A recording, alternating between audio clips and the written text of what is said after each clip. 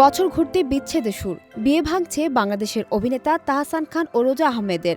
মিথিলার সাথে ডিভোর্সের পর দীর্ঘদিন একা থেকে আচমকা বিয়ে করেছিলেন রোজা আহমেদকে, কিন্তু টেকেনি সেই সংসারও।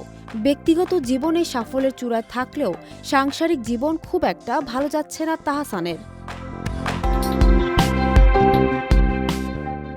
গেল বছরের শুরুতে মেকআপ আর্টিস্ট রোজা আহমেদকে বিয়ে করেন জনপ্রিয় সঙ্গীত শিল্পী ও অভিনেতা তাহসান খান, কিন্তু বিয়ের কয়েক মাস পর থেকে দুজনের মধ্যে সম্পর্কটা ভালো যাচ্ছে না। শুধু তাই নয়, গত কয়েক মাস ধরে আলাদা থাকছেন এই দম্পতি। সংবাদ মাধ্যমকে বিষয়টি নিশ্চিত করেছেন তাহসান নিজেই। তাহসান খান সংবাদ মাধ্যমকে বলেন, খবরটি সত্য।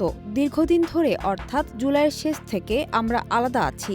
সঠিক সময় এলে বিস্তারিত জানানো হবে। ব্যক্তিগত জীবন নিয়ে প্রকাশ্যে কিছু বলতে চাইনি, তবে বিবাহ বার্ষিকী নিয়ে ভুয়া খবর দেখায় বলতে হচ্ছে যে আমরা এখন একসাথে নেই। রোজা ইসলাম অভিনেতা তাহসানের দ্বিতীয় স্ত্রী।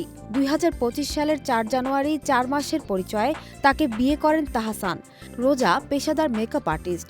এক দশকেরও বেশি সময় ধরে বাংলাদেশ ও যুক্তরাষ্ট্রে ব্রাইডাল মেকআপ আর্টিস্ট হিসেবে কাজ করছেন। নিউ ইয়র্কে তার নিজস্ব একটি মেকআপ প্রতিষ্ঠান রয়েছে। এর আগে ২০০৬ সালের ৩ আগস্ট অভিনেত্রী রাফিয়াত রশিদ মিথিলার সঙ্গে বিবাহ বন্ধনে আবদ্ধ হন তাহসান খান। ১১ বছরে সেই সংসারের ইতি ঘটে ২০১৭ সালে।